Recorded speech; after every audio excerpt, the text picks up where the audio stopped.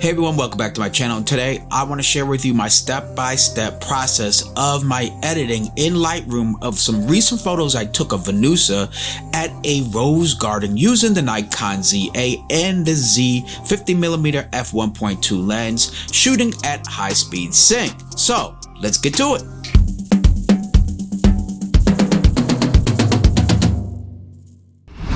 Okay, so before we get started, I do want to let you know that the photos we're about to take a look at have been chosen by Venusa herself. She chose some really good ones. If you ever feel that some of the selections that the model you work with have chosen images that may not be the best for her portfolio, feel free to make sure you voice your opinion and guide her and help her understand which photos may be a little bit stronger and a little bit more impactful for her to have. So here we are. Here's the selections that Venusa made, and I already edited these. So we have image 1, 2, 3, 4, 5, and 6, all inside of Lightroom. I did not take any of these out of to Photoshop or any other software. So let's go check out these photos unedited. Here we go. I just made virtual copies of them and took off the editing. Now let's see here. I think I want to edit this one to show you, and I'll edit this one over here. Okay, I'll edit one of the other outfits. So let's get into this. So before we started, I immediately look at my presets. I actually do have presets, and I made 12 of them.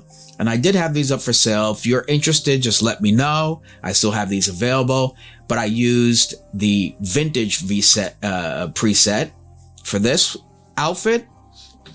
And then again, presets are not the win all to be all, but they get you in the pocket. I need to control that exposure a bit. I want to bring down the shadows for sure. Get color back in her hair and also in the shadows. So far pretty good. I just want to even out the exposure a little bit from her face to her legs. So I'm going to make a radial filter, put it right there on her face, turn it a little bit, and I'm just going to increase this just a hair. There we go. Just a hair. That's it. See, it's not even 0.10. That looks pretty good. Let me see if I increase. I like playing with not just the exposure, but the highlights, because highlights are nice because they actually take away a lot of the visual markings of blemishes and stuff like that, and uneven skin tone. So it's a real good way to, it's like a unique way to take away blemishes, but it makes our skin look better. So as you can see, before I apply the skin smoothing, I want to take away a lot of these blemishes. So I'm going to use the healing brush and just start working around it and taking away those blemishes that I see. See, these are like actual scars, so you're just gonna have to do it every time you see her photo, depending on how the light hits her face. And the more you work with models, the more you'll notice these things, and your eye will become more sensitive to looking out for these things. And sometimes you can't get it all right in camera, but at least through your practice, you know how to fix it later on in post. And that's why you should be practicing post-processing your photos as much as your photography itself. I think that could be a great help, and it'll save you money, to tell you the truth. If you're that busy, then obviously outsource, because there's plenty of people who would take the work. Me, I like to do as much as I can myself, just because I envisioned how I want the photos to be done. And, you know, someone's always going to apply their edit the way that they see it, not the way that I saw it when I took the photo. So I've just become more of a, how can you say, control freak a little bit in that sense. So as you can see, I'm just going over these little blemishes. Cool. When I do skin smoothing, it's going to clear out some of these, but I just like to get rid as much as I can before I apply the skin smoothing, because the skin smoothing only works effectively if the skin is good. Otherwise, it's just making smoothness over crappy textures and colors. Cool, so far. Looking pretty good. What is that? See? Look for that, I don't like that. There we go. I'm gonna take away that. This too. This too.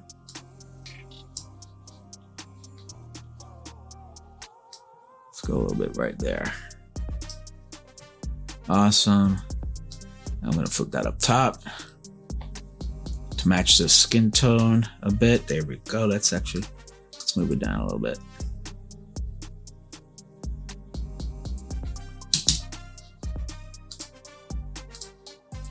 I don't like the way that looks.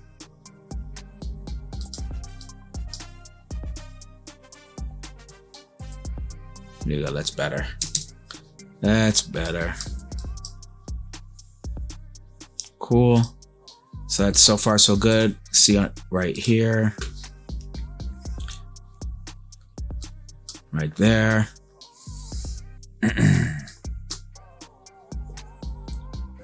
I'm just repeating the process when it comes to the blemish removal. I don't always use Heal, but Heal is a good starting point. There's a few brushes you can be using, like Stamp Tool and the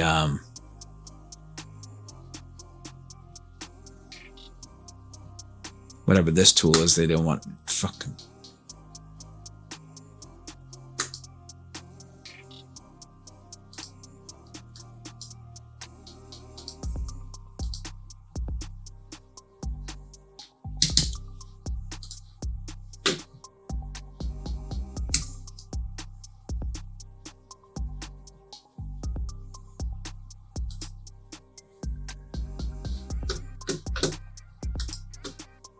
Time for that. See right there. Now, as I'm editing, I always make sure to zoom back out just to see what I missed or whether or if I went too far.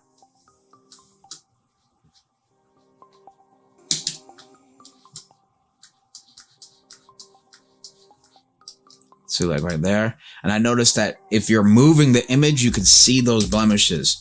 See, when I'm moving, I can see this right here. And this bothers me a little bit. So I'm just gonna, there we go, that works.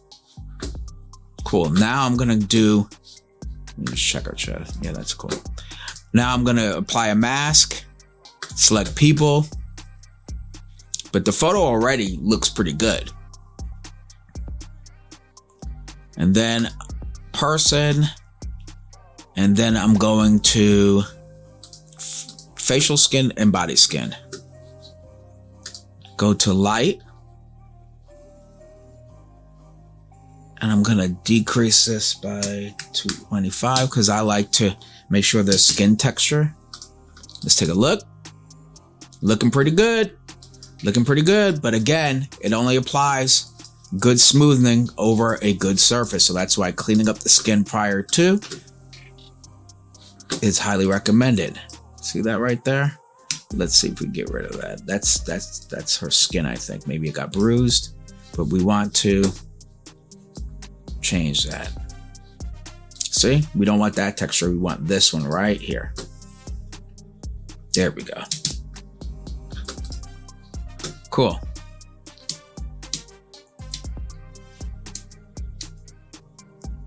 I don't know why it says that's the before, because it still applies the that's it with just the preset applied to it. I don't know why virtual copies don't let me see exactly the raw. In fact, let me see if it does. Where's the preset? There we go. See, that's the before. And that's the after. A big difference. I'm going to apply another radial tool right here. And I'm going to lower the highlights a little bit. There we go.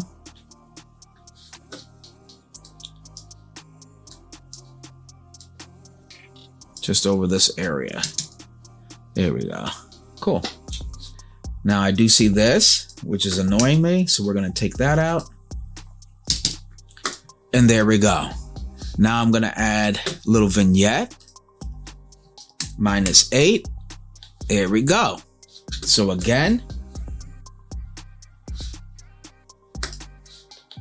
the before, the after. A big difference using the vintage fashion photography preset that I have made. Very nice. Very, very nice. Now that we chose that one, let's go ahead and choose the other outfit. So here we are, all at 0 right down the line. Now this one I chose to use the grainy glam, which has a little bit of noise, and I thought adds a little like glam to it. I don't know why I chose the name. I just liked it. It had to do with fashion. Cool. Now here's the thing. I did add a lot of noise. You can see it right there. So what I'm going to do is, even though it's a preset, doesn't mean you have to stay with it. It's at 50. I'm going to bring this down to 20 because I still want the noise. I want that characteristic. So since I'm here already, let's go ahead and clean up these blemishes. Just do it right there, right here. Let's do this.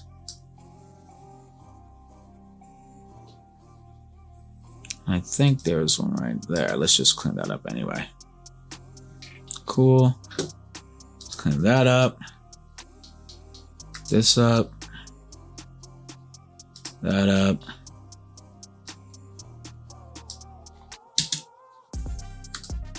So far so good. Let's check out the legs. Since I'm shooting wide open at 1.2, her legs are actually out of focus, but I still want to check out for any imperfections that I could better improve. Because again, once I apply the skin smoothing, it only is as good as the surface it's applied to.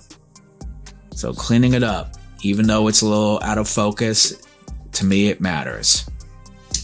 You could do what you want to do. There we go, I can see right here. But this is how I roll.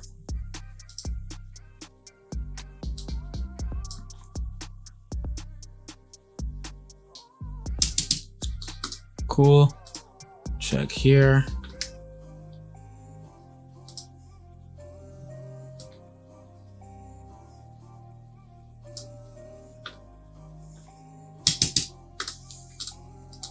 All right. Now I'm going a little faster just because I have used Lightroom for over a decade now, so I'm pretty quick, you know, with these shortcuts. But I highly recommend you spending time to learn the shortcuts as well. Help increase the speed of your workflow, and you can spend more time shooting and getting clients versus editing. Sometimes the editing process is fun, but more times than not, I just want to hurry up and get it over with. But I do care about quality, so I take my time and make sure I approach it very seriously. Cool, so we have that.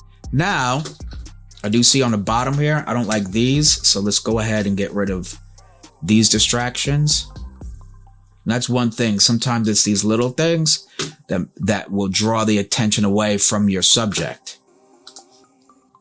So look out for those. Granted, it is a floor in the park, so it's going to have things on the floor, rocks and dirt and whatnot, but to me, it was just too much distraction. Too much distraction. Cool. All right. So again, before, and here's the after.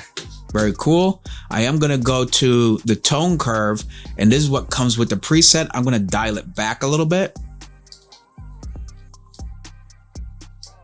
Cool. So you can see it applied. That's the original right out of camera. And here's the applied tone curve. Just a little bit. Just a dab will do. Now that we have that, I am going to go to the color mixer and lower the luminance of the sky blue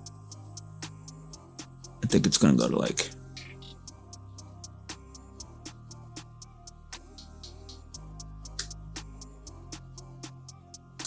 it's not really showing a difference yet. Maybe it just needs to, wait, hold on.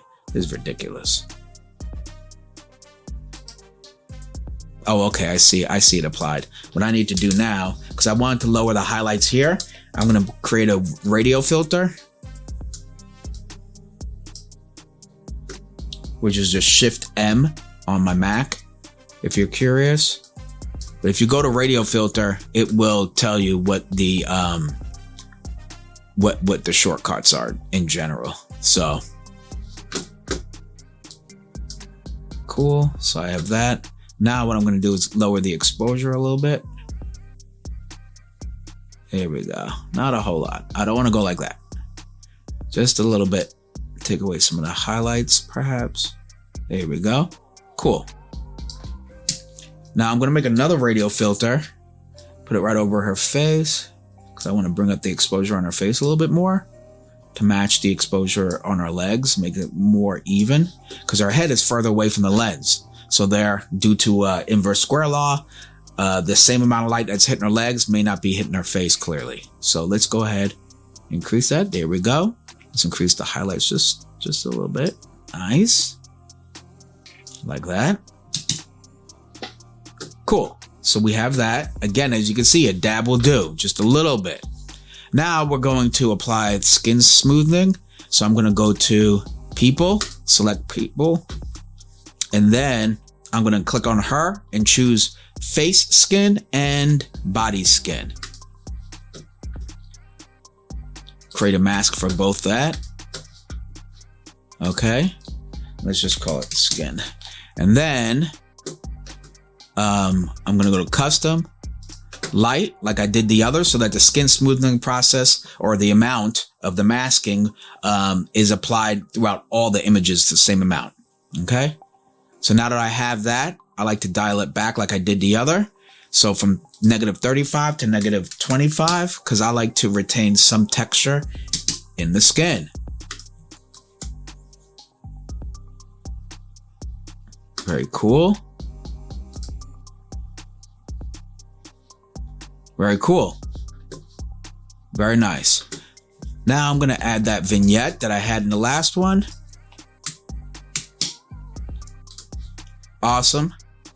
Just to make her more pronounced, more lit, drawing more focus to the center of the frame, thus the subject. I'm actually going to increase the exposure on her face a little bit more. There we go. That's better. Now, from here, I'm actually going to create a background mask because I want to add a little bit of dehaze. Let's go ahead and do that. Make sure the mask looks good. Looks good. Let's go to dehaze. Where the heck are you? There you are. Let's go ahead and apply that. Here we go.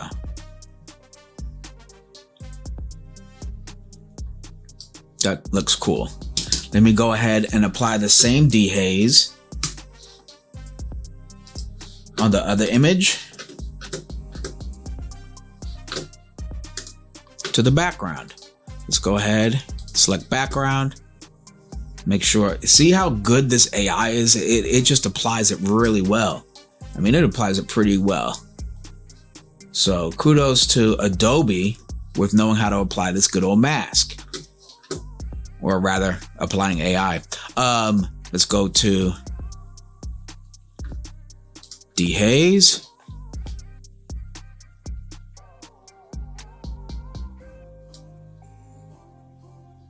What did I do? I think I did 14.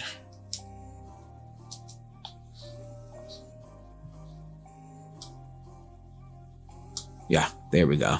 Cool. Add a little bit of contrast and clarity to the background. Looks nice. Boom. And then thus making her, the more lit subject, more prominent in the frame. So there's photo 1 and photo 2. As you can see, both taken with the Nikkor Z 50mm f1.2 wide open with high speed sync on the flash. Okay. The first one is at 1,000th of a second, and the second image is at 1/1600th of a second. Okay, I hope you enjoyed my process of how I edit these photos that I took of Venusa during a spring fashion shoot we recently had. Let me know what you think about the process. Let me know if I should do more of these kind of videos. Did you find it helpful? I hope it did.